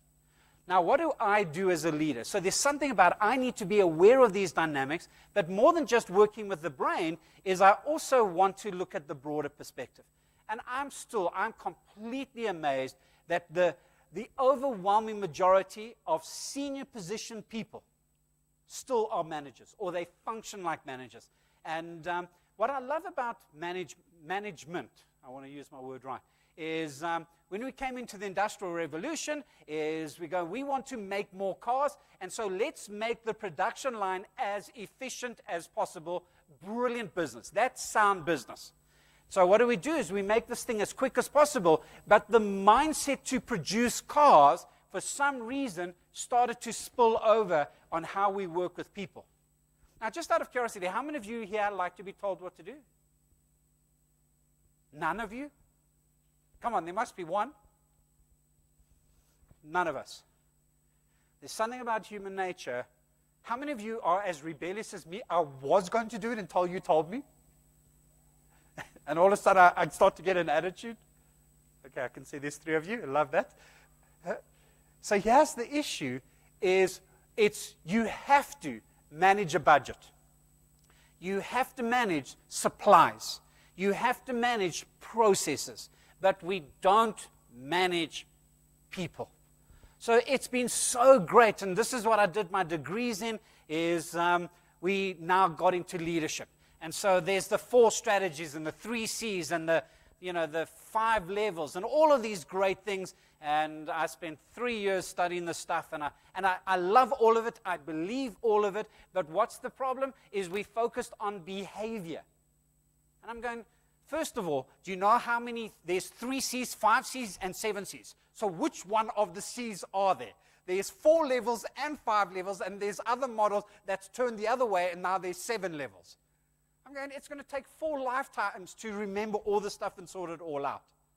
What are we doing is we're trying to focus on behavior, which is what I like to do. I actually wanted to send my university for my doctorate. I want my money back. Because everything you taught me, well, brilliant, and I want to say that, well, brilliant, it's all true, it doesn't help me. Because A, it's difficult for me to remember and apply all of that. And even when I do apply it, it has short-term impact. So we want to make the shift to which I call neuro leadership or neuro safety. Because what it's doing, it's having a strategy that's focused on people's belief systems. And when I get that right, is I get the long-term outcomes that I'm looking for. My favorite story, if you know me, you would have heard this story. There's no doubt about it. Is, again, you can clearly see I like the wildlife. I will get up at 3 o'clock in the morning to go get this shot. So anyway, I do a trip up to the Masamara, and on the way there, we stop at the Ngorongoro crater. And so we're in the crater, and we're driving around, and when we arrived there, both of the males were lying down, like the one that you can see there, but their heads are protruding. So anyway, we get close. We were fortunate. The game drive that we were on we were this distance away, and we're watching there, and this is great. And I'm watching, there's a whole lot of zebra and wildebeest. It's probably where that far table is. So it's close. And I'm like, hey, can you not see the line? Did you not get the email? And then I'm watching this situation, and I see the zebra can see the line. So they're walking attentively. It's calm. It's relaxed. Until he stood up. Oh, my goodness. It was like this email that went out and said, the CEO has just arrived. And, just everything disappeared. They scattered there. And there was this electricity that went through the crater. It was just so awesome. I'm trying to take as many photos as possible. And this was probably the best one. But it doesn't capture the electricity. Anyway, Ngorongoro, Serengeti, Masamara, I fly back. Now I'm really an Energizer bunny. I could hug a tree. This was great. This was awesome. Now I want my kids to experience this, but I didn't have any more leave, and I'm just simply too cheap. So what do? We chuck them in the car, and we zip down to Joburg Zoo. Talk about a downgrade. And so anyway, we're walking around the zoo, and at that stage, I don't know what it's like because it's been years ago, is they had these big glass window panes when it comes to the lion enclosure. And so you can look right in. And it was just literally pure fortune. On that day, the lion was lying on the glass window. So my kids saw it, and they ran ahead of me, and then they touch in the window. I didn't see any signs that you couldn't. And so they touch in the window, and now they are Energizer bunnies. This is great. And it's as if they touch in the lion, and he's calm, and he's rested. And I arrived there. Yes, I'm disappointed. It's like flat Coke. So I'm evaluating this, and I'm going, this must be a defect line. Because last week I saw a real line. This is a bad line. So I'm looking at this line, and I'm thinking of my experience here, and I go, wait a minute. It's actually got the same size paws as the ones in the Serengeti, Masai, and Ngora. And I go, wait a minute. It's got the same sharpness of teeth. It's got the same shoulders. It's got the same thickness of mane. So I'm going, now I'm confused. Why is the one in the Serengeti, why did that make me excited? But this one, there's no buzz to this. There's nothing happening within me. And I go, maybe it's because of where it lives. Imagine the absolute craziness of the zookeeper coming. So you know what? I'm so sick and tired of you, is you lay here every single day, you don't even smile at the guest. From now onwards, slapgat, okay, another word, I'll use that word and just get away with it. You know, you useless creature, I'm not going to feed you anymore. Now, I don't know about you, but if I was a lion and you spoke to me in that manner, no big deal. Why don't you jump in here and watch how I get my own food? See, the lion in the zoo has the same potential, has the same capacity as the one in the Serengeti. It's just the one in the zoo cannot live out its potential, not because it's a bad lion, not because it's a defect lion, it's because it's in a limited environment. Oh, just so classic. I was up in Katu, and we were doing a workshop, and you know when you've got those U-shaped table setups, and so there was a gentleman over here who's one of the ops managers, and so I'm sharing the stuff, and I can see the WhatsApp comes through. So he gets the WhatsApp, he reads it, and then he sends something back. And it's ching ching, and then the WhatsApp comes back again. Now he's not sending back, he's sending back with attitude. I can see it. It's beautiful. And then the phone is done, and the laptop comes out. But he's not typing. I mean, that poor laptop was being physically abused. And I can see he's working himself up. So at the break, I walked to him and said, listen, man, please, I'm actually begging you. You're about to give yourself a heart attack. Would you mind just breathing? And without him thinking, he just verbally abused his people. He just, they bad, and they suck, and they terrible. And I'm listening to this, and I start to smile. And I let him rant and rave. And when he's finished, I go, would you like to know why? And he didn't think. And so without even hearing my question, he clapped them again verbally. And he just, they suck, and they've got a bad attitude, and they're useless. And I let him rant and rave. And when he finished, I go, would you like to know why? Yes, why? I said, with all respect, it's because of you, and you're an idiot. I actually used another word, but we'll go with idiot. And he was immediately taken back. Now, again, relationships, I can use language like that. And he goes, how can you say that? I said, remember the first time I came on site, it was about 6 months ago, and you took me on a site visit.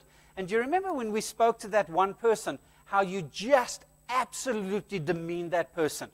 How you spoke to them and the language you used. I go, it was a disgrace. I was embarrassed. And I go, do you remember a month ago we attended a Toolbox Talk meeting together? And I remember that person tried to give an idea and how you just absolutely shot him down. And you said, you will do it my way. What's my way or the highway? And do you remember last week we did another site visit? And do you remember that interaction and how you spoke to that person? I go, you tell me that your people have a bad attitude. Of course they have a bad attitude. They work for you. Oh, I love my job. They suck. See, here's the issue. They must change. I go, because you know what had happened is something had wasn't working, and because he wasn't there, is they didn't know what to do. And now he's at training, and they didn't take up initiative. I go, of course they're not going to take initiative, because when they took initiative, you yelled at them. When they took responsibility, you told them they mustn't do that without first running it by you. Now you're not available, and so they didn't run it. Well, they did run it by. They sent you a WhatsApp. Now you're upset to do because they're doing the very thing you've taught them to do. I go, come on, man. You're not even a good manager. It was a very positive conversation. Yeah. So, the joys. Here's the issue. We are creating environments. That's not the issue. The issue is, what environments are we creating?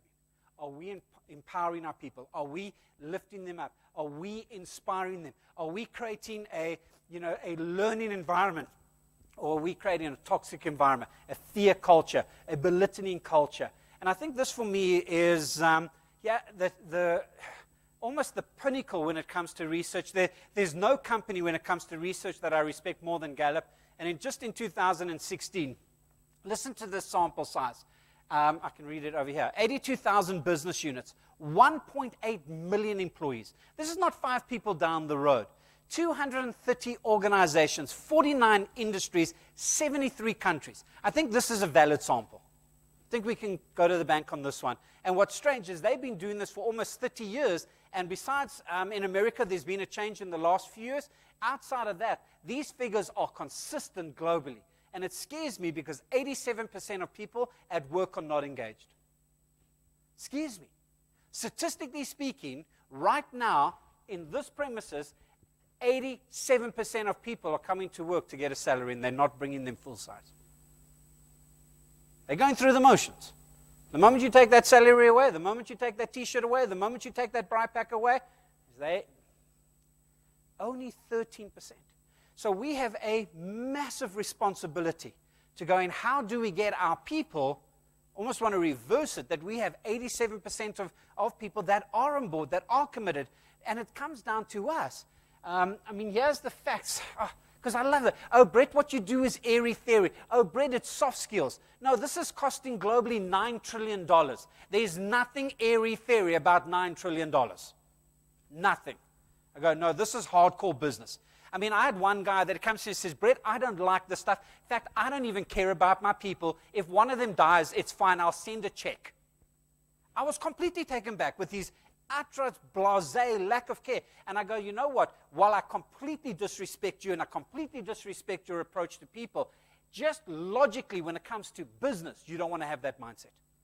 So even if you don't start caring about people, just sound business tells you you need to start caring for people. And strangely or sadly, that was his motivation. Super extreme example, but it unfortunately is true. Look at the figures here. Companies that have engaged employees. Increase in productivity, profitability, customer satisfaction, lower absenteeism, customer satisfaction. We definitely want our people to be engaged. And when it comes to safety, 70% fewer incidents. Come on. If I go, how many of you want 70% fewer incidents overnight? We're all going to put up our hands. And what is the one thing we need to do is we need our people to be engaged. And this is what we don't like. Our people are normally a reflection of us. In fact, you would have seen one of the slides I jumped over with the lady. She was kind of doing this. And the reference is we have in our brain what's called mirror neurons. Have you done this? I hope you haven't, but I unfortunately have. Is I'll go to a shop and I'm casual. I'm not in the moment, but I'm in a good mood. And I get to the teller, and I've got my groceries. And as I get to the teller, I don't get a smile. In fact, I get a bit of an attitude. And they take my groceries and it's amazing. All of a sudden, I have an attitude. Oh, don't you greet me? How rude are you? Or I give them a card. Fatso. How pathetic. Because you know what's happened is in that moment is I'm now mirroring her attitude. But you know what? It's not a nice job. Of course it's tiring. She's been there from 7 o'clock. Who knows what time she had to wake up to get there to serve me. It's now 6 o'clock at night. She's desperate to get home. Of course she's got an attitude. And I tell you now, wouldn't it be better when I get there and go, listen, I just want to say thank you so much for working so hard. Thank you for, putting aside your family so that you can serve me and not close in at 5, but I can come after work. I just want to say I so appreciate you. And it's amazing when I talk that way, how all of a sudden their attitude changes.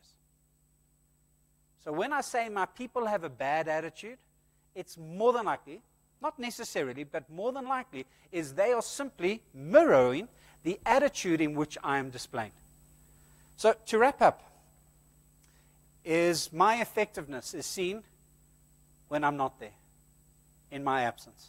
And so if people do a poor job, if people lack commitment, if people disengage when I'm not there, it's speaking about me.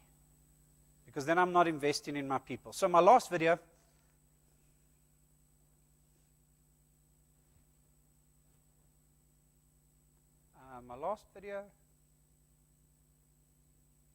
Okay, let's try it one more time.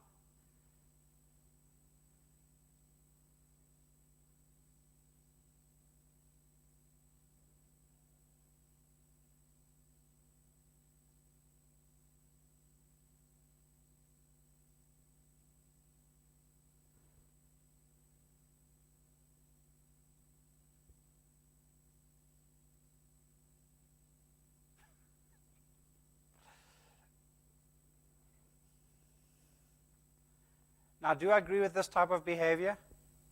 Of course not. Of course not. But there's a beautiful Afrikaans word that I haven't found an English equivalent for. It's called gatvol. I don't know if you've ever come across that term.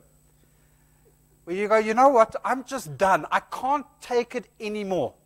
And there's something about, I don't want my people ever to be handful. I want them to wake up and say, I'm excited about coming to work. Today is a day of opportunities. Today I can make a difference. Today I'm going to be valued. Today I'm going to contribute. Now, again, I don't agree with that behavior, but if we have our people functioning that way, it's more than likely, I'm going to stop here. It's more than likely because I am leading in a non-brain friendly manner. Guys, I just want to say for those, particularly those who are behind on your computer screens, thank you for just your engagement, listening, being here for about 2 hours. I don't take it for granted. For those of you who smiled at me, thank you for making me feel good. I was getting nervous at some stages. I hope something stuck in your mind. I hope there's something that you can think about. And I appreciate the opportunity. And again, team, thank you for just all your support there. I don't take that for granted either. So thank you so much. Okay, woohoo! Now I feel good again. Great stuff.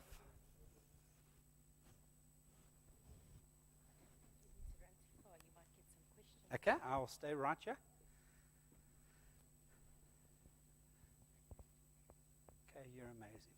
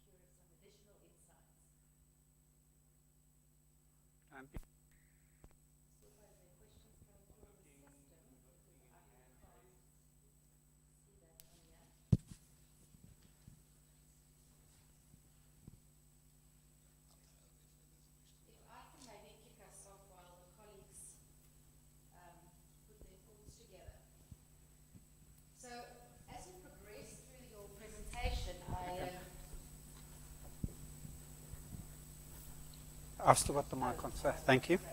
So as you progress through your presentation, I think some of the questions I jotted down initially, were answered throughout, but let me maybe still reflect on some of them. So one of the first things I noted here is, how would you encourage or describe visible leadership? Because you talked about the walkabout, and that's something we do here, what we call management by walkabout. Awesome. Yeah. And so our 62s take that opportunity with the responsible SHEQ staff in that area to go and visit the area and to observe. Yeah. And it's really to just engage the people in that area and understand their experience, etc. And also to visually observe if there's any obvious hazards that need to tend into, etc. And your whole concept about intimidating people resonated with me there, because I have been on walkabouts with them, you can see that maybe this approach is somewhat intimidating to people involved. So how do you balance that, creating that visible leadership by still being there present in the spaces, but by avoiding creating that atmosphere of intimidation and typical flight or fight response? Yeah. That's a phenomenal question. Maybe just a couple of responses or create context. So the first one for me is, what is our goal? What do I want to achieve? And I think this is the challenge, is we go out with the initial idea to connect, to listen, but we also have sometimes a conflicting goal of seeing where there are hazards. Pick one. Because I'm now there to engage with you, and then I see a hazard, and that hasn't been taken care of, and then my interaction with you goes in a direction I don't want to. So I must pick and say, am I going to do an inspection? And then I go with a different mindset, a different approach. Or am I going to connect? If I'm going to connect, and I want to say, I don't know if it's our jobs to go and do observations. That's why we have foremen and supervisors. Let them do that. So I need to go and say, what do I want to do? The second thing to help me with that is our brain cannot help but answer questions. So if I go, how many kids do you have? What car do you drive? What is your salary? Where do you live? I don't have to force you. Your brain automatically comes up with the answer. So before I go out, I simply would design 3 questions. Because when I'm in the moment, then I struggle. What questions should I ask? And so I would go out with questions. So the moment I see someone, is I'm going to, because I should just listen. And I ask questions where they would, kind of open up. I think also maybe as a context, if we have already created a belief system that they're going to get into trouble, this is not going to be solved in the first time. So I might need to do this 3 or 4 times before we create a new belief system. And that shouldn't intimidate me. And then at one other point is, please don't go 4 people on 1 person. Okay, so 4 people can go out, but then we go, I'm going to go there, I'm going to go there, I'm going to go there. So that for me would be important. Unless you've got relationship, and maybe this guy is a foreman or supervisor, and they're more comfortable. So it depends on the dynamic, but I would be very sensitive of this. Invasion. Even if you come across, so how are you doing? It's still 4 people. Yeah, I don't know if that answers your question.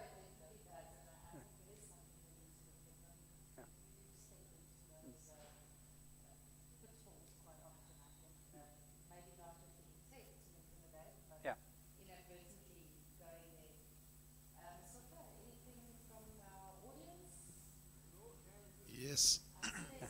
Behind yes. you. Good morning. Okay, thanks, Esme. Thanks, Brett, for a very enlightening talk. We are at the moment looking, or for a while actually, have been looking at implementing elements of a behavior-based safety system. Yeah. I just would like to get your opinion. I know we've got very short time, but just your opinion or thoughts on, or advice maybe on some of the key things we can look at there. Thank you. Is to go, so let's say I want people to take responsibility. So that's the behavior I'm looking for. So my strategy would be, what is the belief they need to have in order to take responsibility? So I think the first one, if I can use that as an example, is people need to feel safe. Because if I feel I'm going to get into trouble, I'm not going to take initiative. People need to feel valued. They need to, because if I feel valued and I can make a contribution, then I will take up responsibility. So for me, it's to saying, what are the key behaviors we want within our BBS? And don't leave it there. Is to going, what must we drive underneath that will stimulate those behavior? And if you can do both, then you'll have your long-term effectiveness will go to another level. Yeah. Thank you.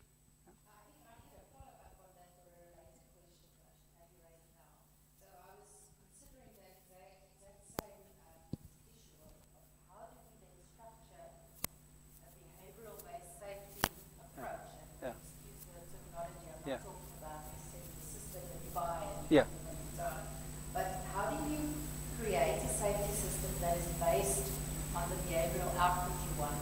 And what input do you need to feed into that to create that output? So I considered it against your science acronym. And it struck me, it becomes very complex then to design something that is going to have enough diversity to really reach the bulk of your audience. Yeah. So that's something that I thought would be quite challenging. Yeah. And how do you generally approach that for a big organization such as this one, which probably serves almost every industry out there, and where the situational environment is quite diverse, and where the scope of the people and their activities are also quite diverse? Yeah, this is where it is hard and it is complex. So we have a safety culture model where there are 6 elements. So I've only spoken about the people element. So you do need to look at your systems. I'm working with the procurement process right now, and I've used my logo on my letterhead instead of the whole Kinetic Leadership Institute. And they've stopped the procurement process because my letterhead and my banking details aren't the same. I'm going, are we children? So my solution is I've made a fake logo. So I have immense frustration. They have a system that's not serving what they're trying to do, which is to evaluate. So you need to look at your systems. Are they serving you?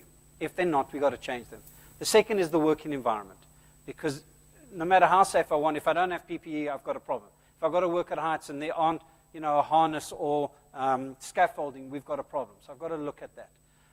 Then we've got to look at our governance. Is there a consistency when it comes to our vision and our values that support that?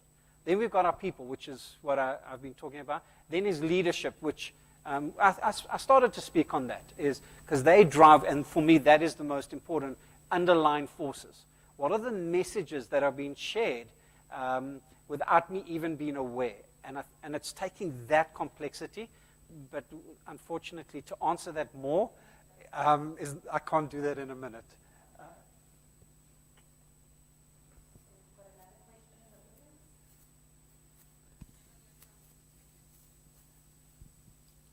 Hi, Dr. Good morning. Brett. Hi there. I think a couple of weeks back, we had a speaker here at ICC, and the lady mentioned psychological safety. Yeah. And today you spoke about neurosafety. Yeah. And I just want to check how the two compare to each other, and how can we create an environment that is psychologically safe for all employees, or neurosafe for everyone? Yeah. I would have to listen to his message because the term psychology is broad. But if you listen to what I was saying, a lot of it is psychology. So when it comes to people's emotional well-being, their focus, that's a psychological element, how we interact. So when I say my people have a bad attitude, well, because that's been part of interactions with us, that's a psychology. But there is, I want to say, taking it in addition to that, is the neuroscience of understanding how the brain works when it comes to the limitations, because that's more than just general psychology. When it comes to how we make decisions based on beliefs and understanding of the neurons that fire as a chemical electrical process, And so I want to know, and again, we couldn't do it today, but how do I interact with my people that there will be a release of dopamine, endorphins? There's ways of doing that, and how do I interact in a way that reduces the release of cortisol? And I think that's going just a little bit beyond psychology, but it's the same field, and we're just merging them. So, yeah, I hope that answers your question. Thank you very much.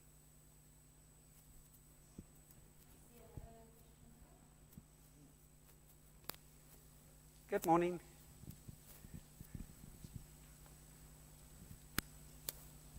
Thank you. Thank you, Dr. Brett, for a very nice presentation. Yeah, thank you. And I think you touched on many issues that also relate to, you take out the word safety, you could put quality. It's the same thing. Very much so, yeah. But I just want to tell you, just relate to one of my experiences. I'm always going up and down to Ethiopia because we have a campus there. Yeah. And I see people building, especially the Chinese contractors. Yeah. And I don't know if you've been in that area, but they completely build 10 stories up, yeah, laying concrete floors, but I haven't seen a single helmet. I haven't seen a single earmuff.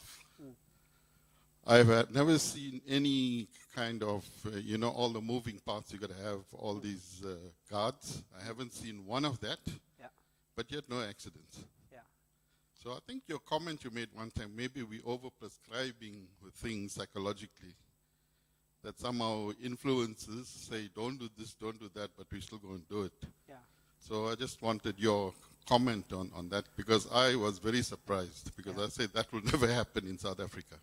Yeah, and again, it's a complex. So the first is we can't do that.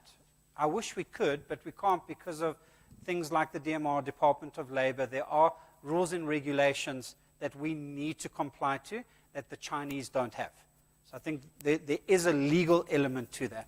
The second, which is coming back to the question of psychology, is the Chinese are far more militant, and your opinions and feelings don't really matter. So you can get results, but when it comes to the engagement level, you're going to struggle there. So then you need to bring out the whip. Just out of experience, their safety record isn't that great. They just hide it well. Yeah, so there's a combination of factors that go into that. And then maybe lastly is I think we do have a whole lot of stuff that it's not necessary. Why do we need to have that in place? I think particularly gloves. You've got to wear gloves everywhere. But now I'm working on wires, thin wires. I get it when I'm working on big machines, and I get when there's electricity. But now, and there's a blanket rule. You've got to wear gloves. And I go, I wish we could think. But I don't want to say this publicly because I get into trouble. But it would be great if we could be more mature in how we approach safety. So that would be the ideal. But again, it's coming to your question, is that the one person is mature and the other one's not. So it becomes very difficult to manage. So it's just easier to exactly that, manage it, instead of leading. But complex, very complex. Yeah. I'm just sensitive of the time for the next person. Yeah, so I'd also want to be respectful there. But I'm having a ball, so I can be here all day. But is it? Okay. Okay.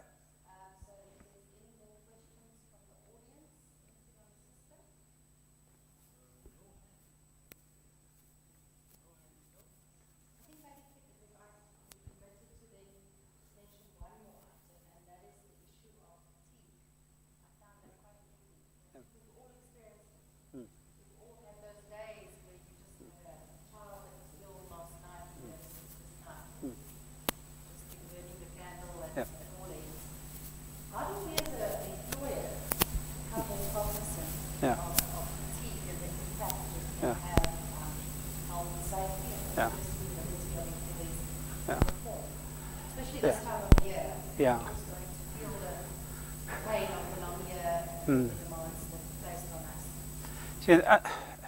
You're asking awesome questions that are really difficult to answer. I think the first one is the responsibility of the employee. So if I go to bed at 2 o'clock in the morning and I wake up at 4, I'm going to be fatigued. There's no way around that. So that's not the company's responsibility to manage. They need to manage that. The second one is what I eat and how much I exercise. So now I'm living on Red Bulls and bar ones. I'm going to burn out. That's not the company's responsibility. That is my responsibility. And we don't like that conversation because the company must fix it. So that's the one side. Then the other is, I would love it. I don't see it right, but I would love it when we start the day with just breathing. Come to work and, before we jump in, let's just take a minute and just breathe, just calibrate, just come into the moment. In certain times, let's just have a 2-minute, I don't want to say exercise session, but just warm up and get the body loose. But again, this is airy-fairy stuff, so we don't do that.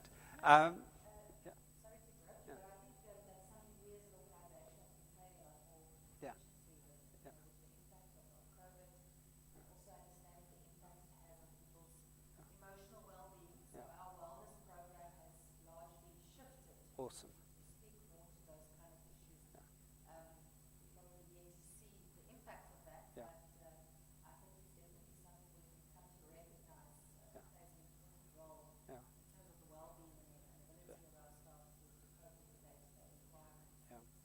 And I think, sure, it's so hard to manage, but I would love it.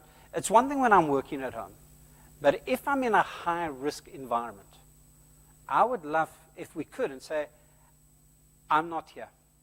The fact is, I was kept up at 2 o'clock in the morning because of my child being sick. So it wasn't a willingness issue, it's just life.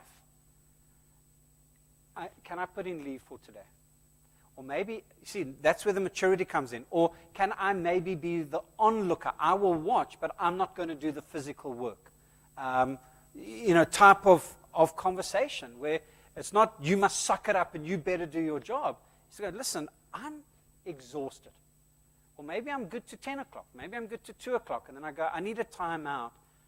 And it depends on the environment. And it wouldn't be great if you have certain people say, thank you for letting me know.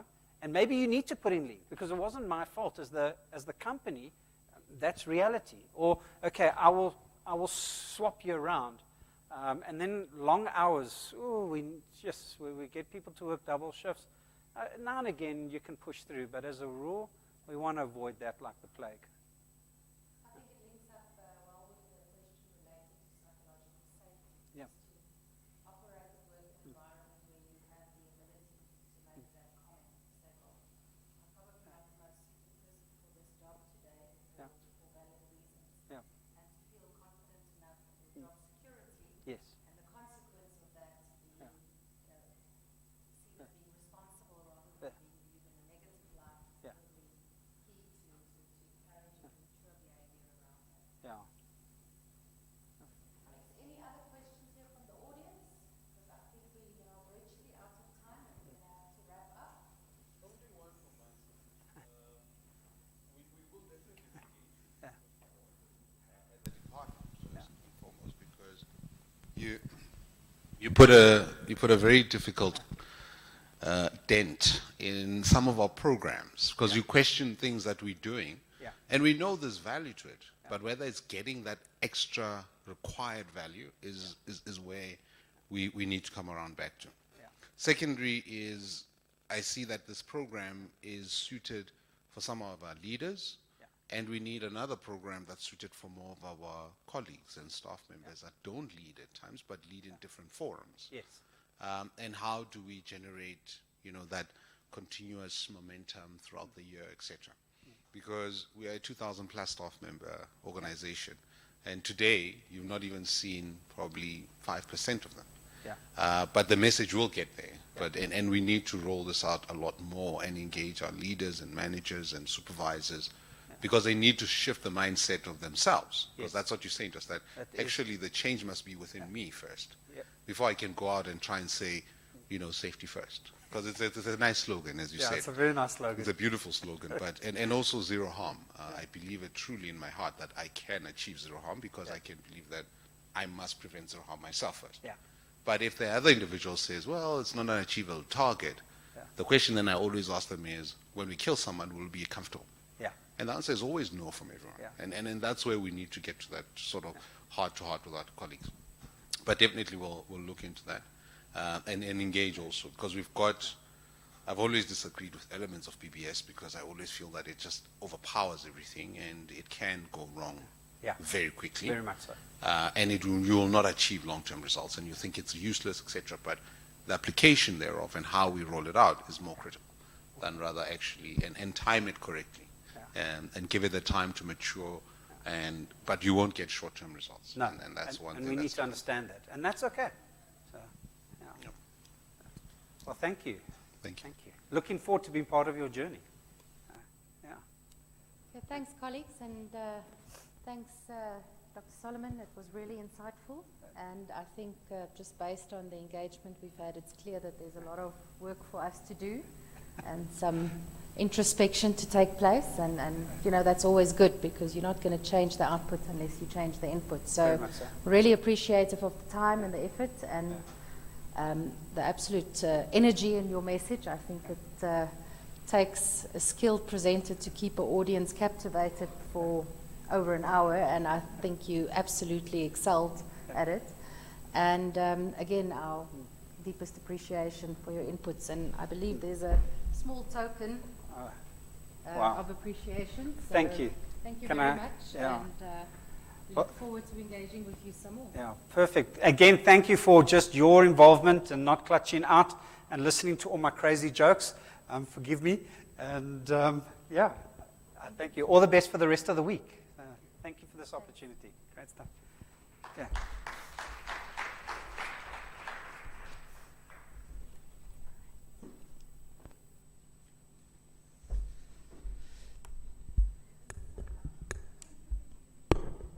Champion.